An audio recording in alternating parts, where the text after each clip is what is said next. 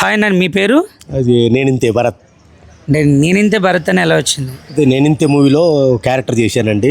అది మంచి వైరల్ అయింది. అప్పటి నుంచి అందరూ నేనింతే భరత్ అని టైటిల్ నేమ్ పడ్డది. అది ఓకే అన్న, ఇండస్ట్రీలో ఎప్పటి నుంచి వర్క్ చేస్తున్నారు మరి? ఒక 20 years అయిందండి ఇండస్ట్రీ నుంచి. ఓకే, ఎన్ని సినిమాల్లో చేసి ఉంటారు? ఇప్పటి వరకు దాదాపు ఒక 100 సినిమాల పైన చేశాను. కొన్ని మంచి మంచి సినిమాలో డైలాగ్ చెప్పున్నా, అవకాశం కోసం వెయిట్ చేస్తున్నాం అంతే. అంటే మంచి మంచి సినిమాల్లో డైలాగ్ రోల్స్ అంటే ఎలాంటి సినిమాలు చేశారు? ఆ పేర్లు ఏమైనా చెప్పగలరా? చెప్తానండి. రక్త చరిత్ర, దేవుడు చేసిన మనుషులు, భైరవ, హ్యాపీగా, రీజన్ సైరా నరసింహారెడ్డి, పుష్ప 2 కూడా చేశానండి. ఇన్ని ఇయర్స్ ఫిల్మ్ ఇండస్ట్రీలో ఉంటున్నారు కదా, మీ ప్రయాణం కానీ మీ లైఫ్ కానీ ఇప్పుడు కష్టం అనిపించలేదా? లేదండి, ఇప్పటి వరకు వచ్చి నేను 20 సంవత్సరాలు అయింది కానీ ఏ రోజు గింటిగా ఫీల్ అవ్వాలా. ఎందుకంటే సినిమా ఫీల్డ్ అంటే నాకు చాలా ఇష్టం కాబట్టి ప్రతిరోజు కొత్తగానే ఉంటుంది మాకు. ఎందుకంటే వేరే ఏదైనా పని చేస్తే చేయలేము, కానీ సినిమా ఫీల్డ్లో అవకాశాలు ఉన్నా లేకపోయినా మాత్రం ఇదే మాకు ఇష్టమైన ఫీల్డ్, ఏది వేరేం చేయలేం. అంటే లైక్ సినిమా ఇండస్ట్రీ ట్రై చేసేటప్పుడు మనకి సినిమా అవకాశాలు రాలేనప్పుడు పస్తులు కూడా ఉన్నామని చాలా మంది వింటుంటాం. సో మీ లైఫ్లో ఎలా అనిపించింది? అది 100% పస్తులు ఉంటాం, కానీ మాకు సినిమా ఇండస్ట్రీలో ఉన్నట్టు మాత్రం తెలియదు. 100% పస్తులు ఉంటారు. నేను కాదు, నాతో పాటు నటులు అందరూ పస్తులు ఉంటారు. కాకపోతే సినిమా అవకాశం ఎప్పుడు వస్తుందా అని మేము ఎదురు చూస్తామే తప్ప పస్తులు ఉండేది మాత్రం మాకు అస్సలు ఆలోచనే ఉండదు. అది 100% గట్టిగా ఉంటాం మేము. ఓకే అన్న, ఇప్పుడు మరి అంటే ఎవరైనా ఇప్పుడు త్వరగా బ్రేక్ వస్తుందని అలా వెయిట్ చేస్తుంటారు, కానీ మీకు ఇన్ని సంవత్సరాలు వచ్చినా బ్రేక్ రాకపోయినా ఇంకా ఫిల్మ్ ఇండస్ట్రీలో ఉండడానికి గల కారణం ఏంటి? మంచి క్వశ్చన్ వేశారు మీరు. బ్రేక్ వస్తుందా రాదా అనేది అది పక్కన పెడితే మన ప్రయత్నం గట్టిగా ఉండాలా. ఇంకోటి, ఆర్టిస్ట్ అన్నవాడికి ఫ్రైడే ఒక్కరోజే, డైరెక్టర్ అయినా ఎవరైనా సంథింగ్, ఫ్రైడే ఒక్కరోజు సినిమా రిలీజ్ అయితే సాటర్డే బిజీ ఆర్టిస్ట్ అయిపోతాం. ఆ ఒక్కరోజు కోసం మేము ఎదురు చూస్తుంటాం. 100% అవకాశం మాత్రం రావడం కోసం ప్రయత్నిస్తాం, కానీ ఫ్రైడే ఒక్కరోజు అవకాశం ఎప్పుడు వస్తుందా అని ఎదురు చూస్తుంటాం మంచి క్యారెక్టర్ కోసం. అంటే మీరు అంటే ఏంటంటే మనం యాక్ట్ చేసిన సినిమా అది ఫ్రైడే రిలీజ్ అయ్యేది సక్సెస్ అయితే నెక్స్ట్ మండే నుంచి బిజీ అయిపోతారు అంటున్నారు, అంతేనా? 100% ఒక్క ఫ్రైడే కోసం మేము ఎదురు చూస్తుంటాం. ఎన్ని సినిమాలు చేసినా ఫ్రైడే రోజు సినిమా రిలీజ్ అయ్యి ఇట్టుబడి మన క్యారెక్టర్ పేలిందంటే ఇంకా 100% మనం బిజీ ఆర్టిస్ట్ అవుతామని కోరిక. కానీ దీనికి మించి ప్రయత్నం గట్టిగా ఉండాలి. మన సర్కిల్, మనం ఒక సినిమా చేసినామంటే డైరెక్టర్ని ఫాలో అవ్వాలా, అసిస్టెంట్ డైరెక్టర్ని ఫాలో అవ్వాలా, మేనేజర్ని ఫాలో అవ్వాలా. ఇవన్నీ మనం చేసుకుంటూ వెళ్ళాలి. అంటే అవకాశం కోసం మాత్రమే ప్రయత్నం చేస్తున్నాం మేము.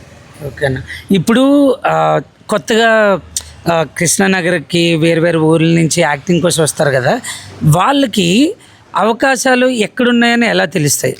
అంటే ఇప్పుడు కొత్తగా వచ్చింది. అంటే మేము ఉన్నప్పుడు ఫొటోస్ పట్టుకొని ల్యాబులలో తిరిగి చాలా కష్టపడేవాళ్ళం. ఇప్పుడు అవన్నీ లేవు. కొత్తగా వచ్చిన వాళ్ళకు వాట్సాప్ వచ్చినాయి, వాట్సాప్ గ్రూపులు వచ్చినాయి. ఇప్పుడు ఆడిషన్స్ ఎక్కడెక్కడ జరుగుతున్నాయి అని 100% వాట్సాప్ గ్రూప్లో వచ్చేస్తుంది. సో దాన్ని బట్టి మనం వెళ్ళి ఆడిషన్ గట్టిగా చేస్తే అది డైరెక్టర్ గారు చూసి, కో డైరెక్టర్ గారు చూసి ఆ క్యారెక్టర్ ఫైనల్ చేస్తారు. అప్పుడు మళ్ళీ సెకండ్ టెస్ట్కి మనం వెళ్ళి బాగా చేస్తే మాత్రం సెలెక్ట్ అవుతాం. అయినా ఓకే, అవ్వకపోయినా ఓకే. ఇప్పుడు అంత స్పెషాలిటీ ఉంది. అప్పుడు మేము వచ్చినప్పుడు 2000లో వచ్చిన నేను, అప్పుడు అంత లేదు. మాకు ఫోటోలు పట్టుకొని తిరిగే వాళ్ళం బాగా. ఓకే అన్న, ఇప్పుడు మన ఆడిషన్స్ అయ్యేటప్పుడు ఎలాంటి టైప్ ఆఫ్ ఆడిషన్ ఇవ్వాలి? అంటే మీరు అడిగినట్టు ఒక్కొక్క సినిమాకు ఒక్కొక్క లాంగ్వేజ్ ఉంటుంది. కొంతమంది గోదావరి స్లాంగ్ అడుగుతారు, కొంతమంది రాయలసీమ స్లాంగ్ ఆడతారు, కొంతమంది చిత్తూరు స్లాంగ్ ఆడతారు, కొంతమంది తెలంగాణ స్లాంగ్ అంటారు. అక్కడ ఆడిషన్కు మనం ఏ స్లాంగ్ అయితే వాళ్ళు అడిగారో అదే క్యారెక్టర్ స్లాంగ్ మనం చెప్తే మనం సెలెక్ట్ అవుతాం. ఇప్పుడు వాళ్ళు అడిగిన స్లాంగ్ మనం చేయలేదనుకో, చూద్దాంలే అమ్మ అని పంపిస్తారు. ఓకే, ఇప్పుడు అన్న, ఇప్పుడు మన అంటే ఇది జస్ట్ ఇన్ఫర్మేషన్ కోసం, ఇప్పుడు కొత్తగా వచ్చే యాక్టర్లు జూనియర్ ఆర్టిస్టులు అయితే ఇప్పుడు రఫ్గా ఎంత పేమెంట్ ఉంది, లేదు ఒక డైలాగ్ వచ్చే అవకాశం ఉంటే వాళ్ళకి ఎంత పేమెంట్ ఇస్తున్నారన్న మినిమం? అంటే జూనియర్ ఆర్టిస్ట్ పేమెంట్ అయితే మనకు మ్యాక్సిమం తెలియదు. ఉంటుంది వాళ్ళకు, కార్డు ఉన్న వాళ్ళకు 650, 700, ఎంతో 900 ఉంది. మళ్ళీ ఆర్టిస్టులకు అనాలంటే ఉండదు. అంటే క్యారెక్టర్ వైజ్ పట్టు ఉంటుంది. ఒక క్యారెక్టర్ ఒక సినిమాలో చేసామనుకో, వీళ్ళు ఇంత, ఈ అబ్బాయికి ఇంత ఇవ్వద్దు అని ఫైనల్ చేస్తారు. అలా అని మనం పేమెంట్ ఏం చెప్పలేము అన్నట్టు. అంటే మినిమం క్యారెక్టర్ ఆర్టిస్ట్కి మినిమం ఎంత ఇస్తారంటే ఎంత? ఇప్పుడు నాకు 5000 ఇస్తారు. నా క్యారెక్టర్ పరంగా వచ్చేసి నేను ఏదైనా సినిమా కమిట్ అయితే 5000, 4,500 6,000 నాకు ఇస్తారు. కాకపోతే అట్లా క్యారెక్టరు డిమాండ్ చేసిందంటే మాత్రం పేమెంట్ బాగానే ఇస్తారు. లేదు అనుకో ఇంకా అలాగ జరుగుతుంటాయి అంతే. ఓకే అన్న, ఇప్పుడు మీరు ఈ 25 సంవత్సరాల ఎక్స్పీరియన్స్లో ఒక హ్యాపీయెస్ట్ మూమెంట్ ఒకటి, చాలా బాధాకరమైన సన్నివేశం ఉంటే అది మాతో షేర్ చేసుకుంటారా? అంటే సినిమాకి సంబంధించి అయితే ఇప్పటి వరకు మాకు బాధాకరం అనేది ఏమీ లేదు. ప్రతిరోజు మాకు కొత్తగానే ఉంటుంది, ఫ్రెష్గా ఉంటుంది. మేము వేరే ఏదైనా పనికి వెళ్తే బాధపడతామే తప్ప మార్నింగ్ 4:30కు లేచి మేము రెడీ అయ్యి కారు ఎక్కితే సాయంత్రం ప్యాకప్ వరకు మేము హ్యాపీగానే ఉంటాం. వేరే బాధాకరం అనేది ఇండస్ట్రీలో ఇప్పటివరకు 23 సంవత్సరాలు అయిపోయింది. ఎప్పుడు బాధాకరం అనేది ఇండస్ట్రీలో లేదు, రాకూడదు. నేను ఉన్నన్ని రోజులు మాత్రం సినిమా కోసమే కష్టపడతా, సినిమా క్యారెక్టర్ల కోసం. ఇప్పటికీ గట్టి ప్రయత్నాలే ఉన్నాయి, ప్రయత్నంలో అయితే లోపం లేదు. డైరెక్టర్లను కలుస్తూనే ఉంటాం, డైరెక్షన్ డిపార్ట్మెంట్ను కలుస్తూనే ఉంటాం. కానీ బాధ అనేది మాత్రం ఇండస్ట్రీలో రాదు, రాకూడదు కూడా. గట్టిగా కష్టపడే వాళ్ళకు లైఫ్ లాంగ్ ఉంటుంది సినిమా. కలమ్మ తల్లి మనకు అందరికీ లైఫ్ ఇస్తుంది. సినిమా ఇండస్ట్రీలో ఈ పర్టికులర్ ఒక రోజు అబ్బా నాకు చాలా హ్యాపీ అనిపించిన రోజు ఏంటి? రైట్, అంటే సినిమాలో నేను అనుకున్న క్యారెక్టర్ డిజైన్ చేసి డైరెక్టర్ గారు భరత్ ఈ క్యారెక్టర్ నీది బాగా చేయాలి అని చెప్పినప్పుడు, నేను బాగా క్యారెక్టర్ చేసినప్పుడు అందరు క్లాప్స్ కొడతారు. అప్పుడు నేను హ్యాపీగా ఫీల్ అవుతా, అబ్బా నేను అనుకున్నది చేశాను, డైరెక్టర్ గారు మెచ్చుకున్నారు అని చెప్పి హ్యాపీగా ఫీల్ అవుతా. నేను నా క్యారెక్టర్ మంచి క్యారెక్టర్ పడ్డ రోజు నేను హ్యాపీగా ఫీల్ అవుతా. ఓకే అన్న, ఇప్పుడు సినిమా ఇండస్ట్రీలో టాలెంట్తో పాటు అదృష్టం ఉండాలంటారా? 100% ఎంత టాలెంట్ ఉన్నా అదృష్టం అనేది కన్ఫామ్గా అవసరం. అదృష్టానికి మించి డిసిప్లిన్, మనం మాట్లాడే విధానం, మనం కలిసే విధానం, డైరెక్టర్ గారు కలిసినప్పుడు ఆ సార్కి ఎలా రెస్పెక్ట్ ఇవ్వాలా, డిసిప్లిన్ మెయిన్ ఇంపార్టెంట్. అదృష్టం, టాలెంట్ ఉన్నా కానీ టాలెంట్ రావడానికి అదృష్టం ఉన్నా కానీ మనం వాళ్ళతో బిహేవియర్ను బట్టి ఆ క్యారెక్టర్ మనకిస్తారు. 100% మనం మన బిహేవియరే మన క్యారెక్టర్ని డిజైన్ చేస్తుంది. మీరు కొన్ని డైలాగ్ రోల్స్ చేసిన సినిమాలు ఉన్నాయి కదా, అందులో ఇప్పుడున్న పెద్ద డైరెక్టర్లతో ఎవరితో వర్క్ చేశారు? అందరి పేర్లు చెప్తాను. నేను రామ్ గోపాల్ వర్మ సార్తో చేసా, రాజమౌళి సార్తో చేసిన, గురువు గారు పూరి జగన్నాథ్ గారితో చేసిన, వి వినాయక్ గారితో చేసిన, ఇప్పుడు రీసెంట్గా సురేందర్ రెడ్డి సార్తో 3 సినిమాలు చేసిన. ఇంకా చెప్పుకుంటూ పోతే మ్యాక్సిమం పెద్ద డైరెక్టర్లతో అందరిలో చేశాను. కాకపోతే కొన్ని సినిమాల్లో డైలాగ్స్ ఉన్నాయి, కొన్ని సినిమాల్లో డైలాగ్స్ లేకుండా ఉన్నాయి. కొన్ని యాక్ట్ చేసిన ఎడిట్లో కూడా పోయి ఉండొచ్చు కదా. చాలా సినిమా ఒక్కటి చెప్తా. త్రిబుల్ సినిమాలో క్యారెక్టర్ చేశాను నేను.